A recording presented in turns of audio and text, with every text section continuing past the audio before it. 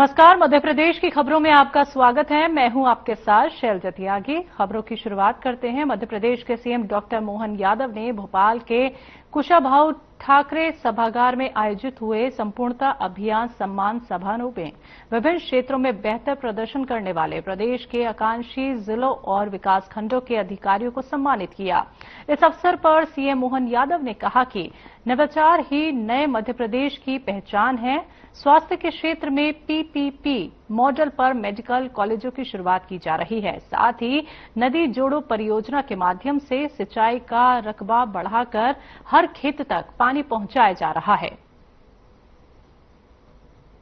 विवेक चौधरी मेरे साथ मौजूद है, गोल्ड मेडल से सम्मानित किए गए हैं। उन्हीं से बात करते हैं और जानते हैं कि कैसा महसूस कर रहे हैं। बहुत बड़ा दिन है, आज सरकार के सीएम मुख्यमंत्री मोहन यादव ने गोल्ड मेडल से आपको सम्मानित किया है, क्या कहेंगे? नहीं, मैं इसके लिए पूरे बहुत अच्छा मोटिवेटेड फील कर रहा हूं और मैं धन्यवाद देना चाहता हूं माननीय मुख्यमंत्री जी को, केंद्र सरकार को और मध्य प्रदेश सरकार को कि उन्होंने जिन जिलों ने अच्छा काम किया उन सभी को सम्मानित किया है। और इससे न केवल व्यक्तिगत रूप से मुझे बल्कि हमारी जो पूरी टीम है, जो हमारे अधिकारी और कर्मचारी हैं, सभी के हौसला में अफजाई हुई होगी और मुझे पूरा विश्वास है कि आने वाले समय में हम लोग और बेहतर काम करेंगे। सम्मान मिलना इतना आसान नहीं होता है, बड़ी कड़ा संघर्ष होता है, बड़े कार्य करने पड़ते हैं। क्या क्या कठिनाइयों का सामना करना पड़ा टीकमगढ़ जैसे जिले की अगर बात की जाए? देखिए, टीकमगढ़ में हमारी कुछ चुनौतियां और जिलों की अपेक्षा में थोड़ा ज्यादा हैं, थोड़ा पहले से पिछड़ा रहा है। तो जो संपूर्णता अभियान में जिन इंडिकेटर्स को लिया गया था वहां पर हमारी जो उपलब्धि थी पहले काफी कम थी। तो इन ब्लॉक्स का चयन भी, जैसा कि अभी माननीय मुख्यमंत्री जी ने बताया अपने संबोधन में और माननीय मुख्य सचिव जी ने बताया कि 2018 में जब माननीय प्रधानमंत्री जी आए थे तब उन्होंने पहले ही ब्लॉक लेवल पर भी आकांक्षी ब्लॉक्स का चयन की योजना रखी थी। तो टीकमगढ़ में इसमें हम पिछड़े हुए थे, लेकिन जिस प्रकार के लक्ष्य दिए गए थे उसको लेकर हमारे टीकमगढ़ के अधिकारियों ने, कर्मचारियों ने बहुत अच्छा काम किया। सभी जो छह विभाग हैं जिनकी योजनाओं को इसमें शामिल किया गया था, सबने मिशन मोड में इसमें काम कर अच्छा उस गैप को फिल किया और सैचुरेशन हासिल किया है। आगे कार्य करने का लक्ष्य कैसा होगा, किस तरीके से अब आगे कार्य करेंगे? नहीं, आगे को काम करने के लिए भी हमारे पास शासन स्तर से ही टारगेट्स आते हैं, मार्गदर्शन मिलता है। माननीय मुख्य सचिव महोदय हमारे और सभी जो विभागीय एसीएस होते हैं वो उसकी समीक्षाएं करते हैं अपने विभागों की और हमको पूरा सहयोग देते हैं। उनके मार्गदर्शन से ऊपर से जो हमको मिलता है, रिसोर्सेज मिलते हैं, नीचे जिले में स्तर पर सभी लोग उस रिजल्ट को प्राप्त करने के लिए कार्य करते हैं। बहुत बहुत बधाई, बहुत बहुत धन्यवाद, थैंक यू। आज नीति आयोग भारत सरकार के संपूर्णता अभियान के अंतर्गत जो जुलाई से सितंबर 2024 में एक अभियान चलाया गया था, जिसके केंद्र में शिक्षा, स्वास्थ्य, महिला बाल विकास, कृषि, ये 4 सेक्टर थे और इन 4 सेक्टर के 6 सेक्टर इंडिकेटर्स में सैचुरेशन लाना था। तो मुझे बड़ी खुशी है बताते हुए कि हमारे दमोह जिले के इन सभी विभागों के अधिकारियों की, हमारे ग्रामीण विकास विभाग के अधिकारियों की मेहनत से, उनके टीम वर्क से हम सभी 6 इंडिकेटर्स में हमने 100% सैचुरेशन किया है। और हम लोगों को 2 गोल्ड मेडल मिले हैं। एक गोल्ड मेडल डिस्ट्रिक्ट टीम को मिला है जिला आकांक्षी जिले के नाते, और आकांक्षी विकास खंड हमारा तेंदुखेड़ा, उसमें भी 100% सैचुरेशन हुआ है। इस प्रकार से 2 गोल्ड मेडल जो है हमारे जिले के अधिकारियों की टीम वर्क और उनकी मेहनत का परिणाम है। मैं उन अधिकारियों को पूरा श्रेय देता हूं इसका।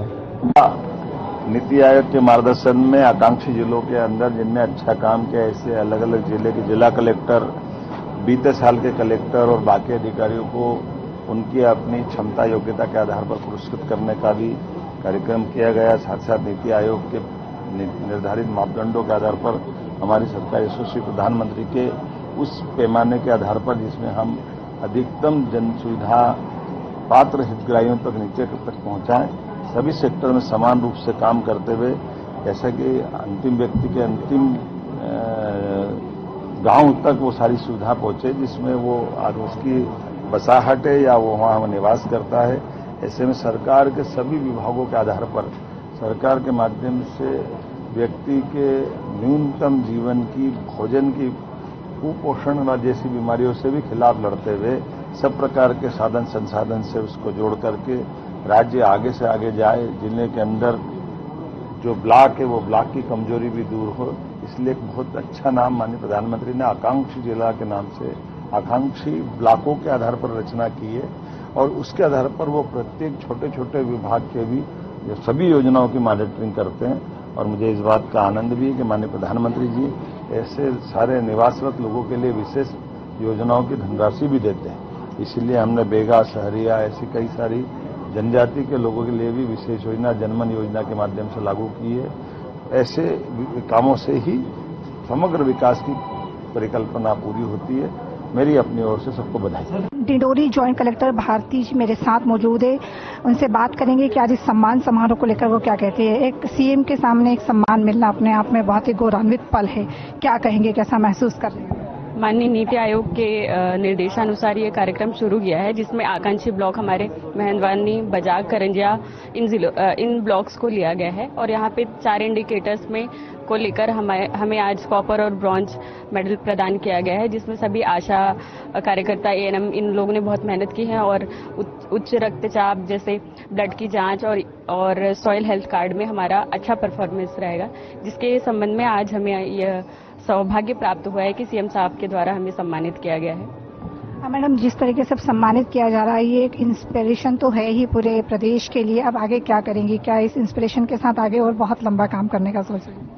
अभी तो केवल 6 इंडिकेटर को लेकर नीति आयोग ने निर्देशित किया हुआ था। आगे 39 इंडिकेटर्स और दिए गए हैं, जिसमें छोटे छोटे पॉइंट्स को लिया गया है। शिक्षा को लेकर किया गया है, कृषि को लेकर किया गया है, रोजगार और बहुत सारे विषय ऐसे हैं जो छूटे रह गए हैं, जिनमें जो हमारे ट्राइबल डिस्ट्रिक्ट जैसे हैं वो कवर नहीं हो पाए। उन डिस्ट्रिक्ट्स पे भी हम लोग काम कर रहे हैं और उन इंडिकेटर्स को भी हम कंप्लीट करने की कोशिश कर रहे हैं। इस वक्त मेरी मौजूदगी भोपाल के कुशाभाऊ कन्वेंशन सेंटर में है।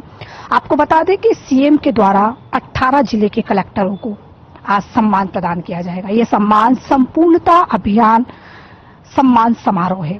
इस संपूर्णता अभियान सम्मान समारोह के अंतर्गत वो कलेक्टर आएंगे जिन्होंने नीति आयोग के अंतर्गत 6 टास्क पूरे किए हैं। कुछ कलेक्टरों को गोल्ड मेडल भी दिया जाएगा। आपको बता दें कि जो गोल्ड मेडल वाले कलेक्टर होंगे उसमें सबसे पहले जिनका नाम आएगा वो बड़वानी के कलेक्टर होंगे और उसके बाद Damoh collector, Dhar collector, Khandwa collector, Niwari collector, Tikamgarh collector, Vidisha के कलेक्टर होंगे जिन्हें गोल्ड मेडल से सम्मानित किया जाएगा। इसके अलावा बाकी कलेक्टरों को भी सम्मानित किया जाएगा। इस तरीके से ये प्रोग्राम मुख्यमंत्री खुद सीएम मोहन यादव यहाँ पर कलेक्टरों को सम्मानित करेंगे, उन्हें गोल्ड मेडल देंगे और साथ ही ऐसा कहा जाता है कि जब कोई प्रशासनिक अधिकारी जब कोई कार्य की शुरुआत करता है, सरकार का कोई नीति होती है, उसको संपूर्णता के साथ अगर वो घर घर तक उस अभियान को पहुंचाता है, ये अभियान उसी का एक हिस्सा है, जैसे संपूर्णता अभियान सम्मान समारोह कहा गया है। तो आइए सीधे आपको लेकर चलते हैं वहां पर जहां पर ये सम्मान समारोह शुरू होने वाला है और जहां पर सभी कलेक्टरों को सम्मानित किया जाएगा। मुख्यमंत्री मोहन यादव कुशाभाऊ ठाकरे कन्वेंशन सेंटर में आयोजित संपूर्णता अभियान सम्मान समारोह में शामिल हुए। इस विशेष अवसर पर मंत्री चैतन्य कश्यप और मुख्य सचिव अनुराग जैन भी कार्यक्रम में मौजूद रहे। समारोह में नीति आयोग के निर्धारित 6 टास्क को पूर्ण करने के लिए आपको बता दें कि कई जिलों के कलेक्टर्स को सम्मानित किया गया। इनमें से 6 कलेक्टर्स को उनके उत्कृष्ट प्रदर्शन के लिए गोल्ड मेडल प्रदान किए गए। इसके साथ ही अन्य जिलों के कलेक्टर्स को भी उनके योगदान के लिए सम्मानित किया गया। कार्यक्रम का उद्देश्य राज्य में प्रशासनिक कार्यों की गुणवत्ता और नीति आयोग के लक्ष्यों की पूर्ति को प्रोत्साहित करने का था।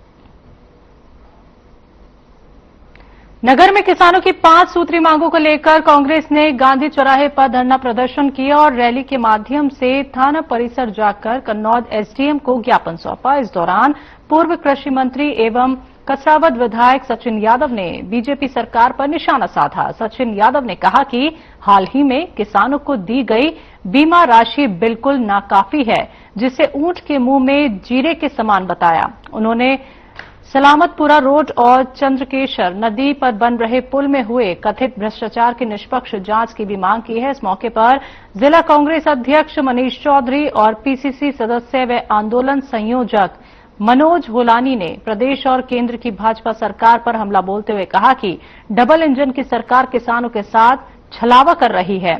तो कई किसानों को बीमा राशि प्रीमियम से भी कम मिली है। उन्होंने वोट चोरी के मुद्दे पर भी अपनी बात रखी। मार्गदर्शक बड़े भाई दिवस है कांग्रेस कमेटी के साहब ने हमें यह अवगत कराया है कि जो स्थानीय स्तर का जो उनके अंदर में जो कार्य है उसको वो तत्काल कर लेंगे और जो उनके संज्ञान में डाल दिया गया है कि जो आपके स्तर का नहीं है उसे आप प्रदेश में भेजें और इसके आगे की कार्रवाई को सुनिश्चित। और ये हमारे संगठन की महिमा है कि देखिए आज हमारी लड़ाई में तत्काल जो हमारे अध्यक्ष बने हैं नवीन अध्यक्ष बने हैं। आंदोलन हमारे आदरणीय नेता भाई मनोज घराने जी के नेतृत्व में किया गया था। हमारे प्रदेश के पूर्व कृषि मंत्री विधायक श्री यादव जी की गणना में उपस्थित रही थी। आज का मुख्य उद्देश्य जो बीमा उनके मुंह में जीरे के समान दिया जा रहा है कि 50 रुपए, 100 रुपए, 500 रुपए जितनी लागत हुई है बीमे की, जो पैसा खर्च हुआ है उससे भी कम कीमत मिल रही है आज मुआवजे के रूप में, है ना।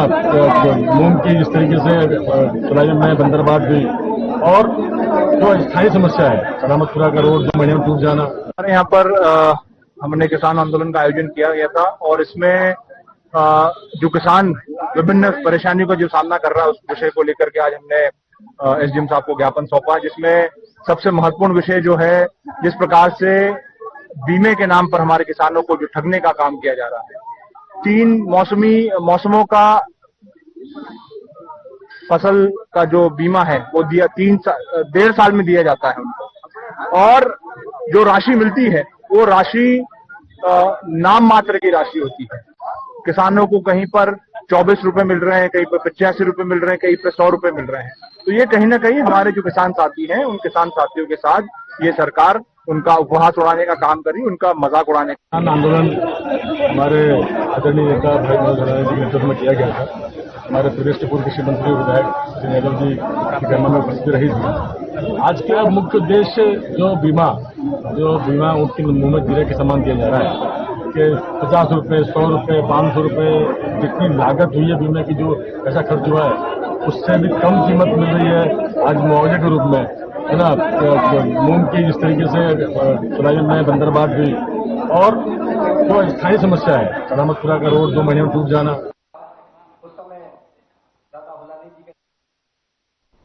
शहर के आसपास के क्षेत्रों में नकली बीज और कीटनाशकों के व्यापार उपयोग के कारण किसानों की फसलों को भारी नुकसान पहुंचा है। इस मामले में सरकार द्वारा की गई कार्रवाई को कांग्रेस ने दिखावटी बताते हुए असली जिम्मेदार अधिकारियों और कंपनियों पर सख्त कार्रवाई की मांग की है। वहीं कांग्रेस के प्रदेश सचिव आनंद प्रताप सिंह ने कहा कि सरकार व्यापारियों और नकली बीज एवं कीटनाशक बनाने वाली कंपनियों पर केवल दिखावे के लिए कार्रवाई कर रही है, जबकि असली जिम्मेदारी लाइसेंस देने वाले और जांच करने वाले सरकारी अधिकारियों एवं कर्मचारियों की है, जिन पर अब तक कोई कार्रवाई नहीं हुई है।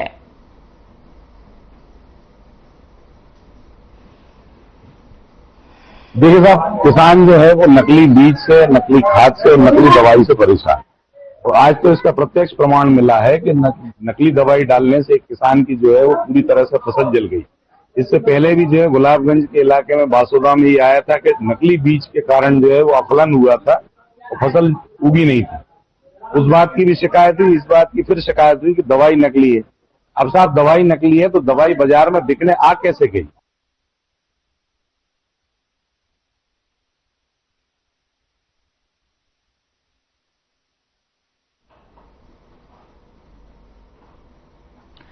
मध्य प्रदेश की खबरों में वक्त एक छोटे से ब्रेक का, जल्द हाजिर होंगे।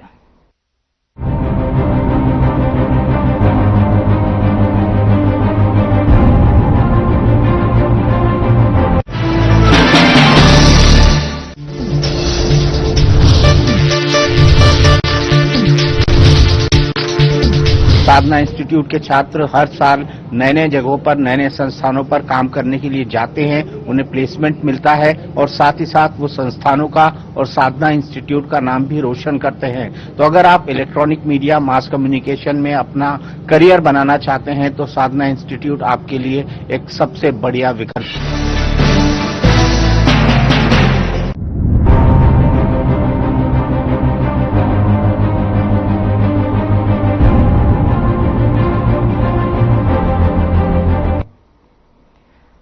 ब्रेक के बाद एक बार फिर से आप सभी का स्वागत है। बढ़ते हैं अगली खबर की तरफ। इंदौर नगर निगम ने शहर में बकाया कर वसूली को लेकर सख्ती और बढ़ा दी है। आयुक्त शिवम वर्मा के निर्देश पर राजस्व विभाग की टीम ने जेल रोड स्थित सिद्धिविनायक मार्केट में बड़ी कार्रवाई करते हुए 36 से अधिक दुकानों को सील कर दिया। आपको बता दें कि इन दुकानदारों पर लंबे समय से संपत्ति कर और अन्य करों की बकाया राशि थी और नगर निगम ने बार बार नोटिस भेजे, लेकिन राशि जमा नहीं की गई। इसके बाद आयुक्त शिवम वर्मा ने अधिकारियों को सख्त निर्देश देते हुए बकायादारों के खिलाफ कार्रवाई करने को कहा। इसी कड़ी में निगम की टीम ने दुकानों को सील कर दिया। मौके पर कई व्यापारी राहत की गुहार लगा रहे थे, लेकिन नगर निगम अधिकारियों ने साफ मना कर दिया और कहा कि टैक्स जमा किए बिना किसी को छूट नहीं मिलेगी। निगम की सख्ती से अब अन्य व्यापारियों में भी चिंता बढ़ गई है। बताते चले कि आगे भी अभियान जारी रहेगा और बकायेदारों पर कार्रवाई की जाएगी। गौरतलब है कि पहले बिल्डिंग मालिक संपत्ति कर चुकाता था, लेकिन दुकानों की बिक्री के बाद नए दुकानदारों ने अपने खाते खुलवाए ही नहीं, जिसके चलते कर की देनदारी लगातार बढ़ती चली गई है।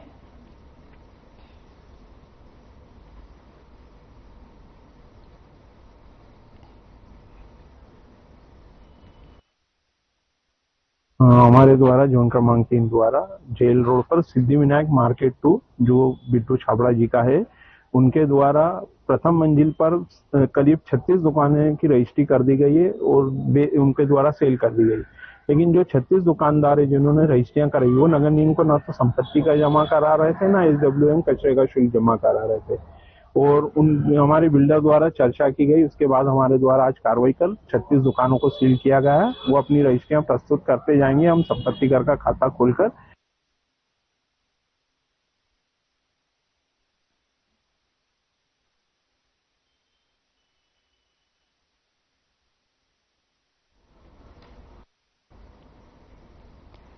धार जिला मुख्यालय के इमामबाड़े को लेकर SDM कोर्ट ने अपना आदेश दिया था। आदेश पर अमल करते हुए नगर के हटवाड़ा चौक के पास बनी इमामबाड़े की संपत्ति लोक निर्माण विभाग को सौंप दी गई है। हालांकि कार्रवाई से पहले पुलिस प्रशासन ने सुरक्षा के कड़े इंतजाम रखे। इस बारे में धार जिला पुलिस अधीक्षक मनोज कुमार ने बताया कि इमामबाड़े को लेकर रीट पिटीशन लगाई गई थी, जिस पर हाईकोर्ट के निर्देश पर SDM कोर्ट में इसकी सुनवाई हुई, जिसमें फैसला लिया गया कि संपत्ति धार लोक निर्माण विभाग की है। कोर्ट के आदेश का पालन करते हुए प्रशासन ने भी अपनी कार्रवाई पूरी की।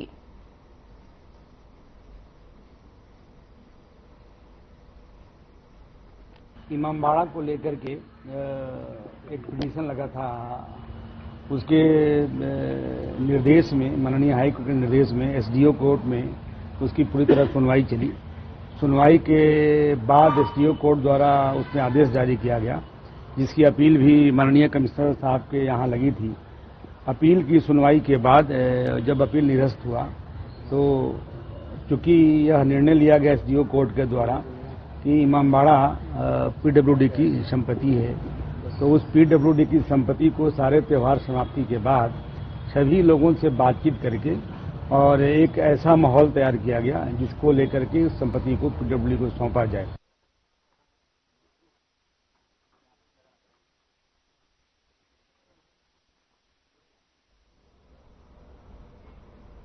मध्य प्रदेश के इंदौर के ट्रांसपोर्ट कारोबारी राजा रघुवंशी हत्याकांड में फिर बड़ी अपडेट सामने आई है। शिलांग पुलिस के हाथ अहम सबूत लगे हैं। जांच के लिए फिर शिलांग पुलिस की टीम इंदौर पहुंची। खास बात यह है कि सोनम और गोविंद का आज जन्मदिन है। भाई और बहन दोनों का एक ही दिन यानी 20 अगस्त को जन्मदिन आता है। अब सोनम के बर्थडे पर शिलांग पुलिस की टीम इंदौर पहुंची। पता चला कि शिलांग पुलिस राजा रघुवंशी के मर्डर में इस्तेमाल मोबाइल फोन की जानकारी जुटा रही है। हनीमून पर शिलांग जाने से पहले सोनम रघुवंशी ने 2 मोबाइल फोन खरीदे थे। सोनम और उसका प्रेमी राज उसी नए मोबाइल फोन से हत्या की साजिश रच रहे थे। बताते चले कि पिछले साल सोनम के बर्थडे पर बड़ा सेलिब्रेशन हुआ था। इस बार के बर्थडे पर सोनम अपने ही पति की हत्या के आरोप में सलाखों के पीछे है।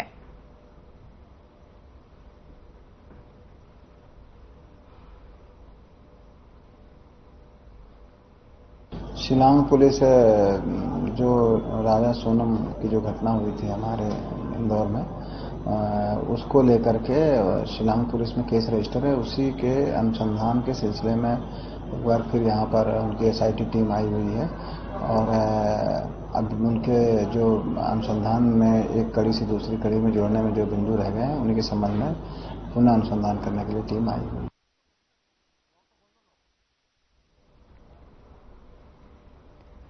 इंदौर के मरीमाता क्षेत्र में एक महिला पर अपने हिंदू पति और ससुराल वालों पर मुस्लिम धर्म अपनाने का दबाव बनाने का आरोप लगा है। पीड़ित परिवार ने एडवोकेट कृष्ण कुमार कुन्हैरा के माध्यम से जिला न्यायालय में याचिका दायर कर सुरक्षा की मांग की है। आरोप है कि विवाह के कुछ दिन बाद महिला मुस्लिम धर्म की इबादत करने लगी और पति पर ताबीज पहनाने, भभूत लगाने का दबाव बनाने लगी। मना करने पर उसने आत्महत्या की धमकी भी दी। परिजनों का कहना है कि महिला हिंदू धर्म पर आपत्तिजनक टिप्पणी कर धर्म परिवर्तन के लिए जोर डाल रही थी।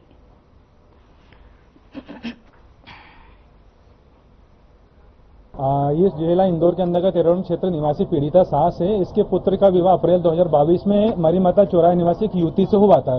शादी के 10 से 15 दिनों के अंतर्गत ही उक्त युवती बहू के द्वारा अपने ससुराल में रहने के दौरान तरह तरह के अन्य धर्मों को लेकर इबादतें करना और अन्य धार्मिक स्थानों पर जाकर वहां से घंटा ताबीज लाना, वहां से भभूत लाना और पूरी की पूरी भभूत अपने ससुरालजनों स्पेशल अपने पति के ऊपर उड़ाने का कृत्य किया जाता, जिसको अचानक पूरे ससुरालजन देख के ताज्जुब कर गए, क्योंकि पूरे जो ससुरालजन थे पीड़िता सास से सनातन हिंदू थे।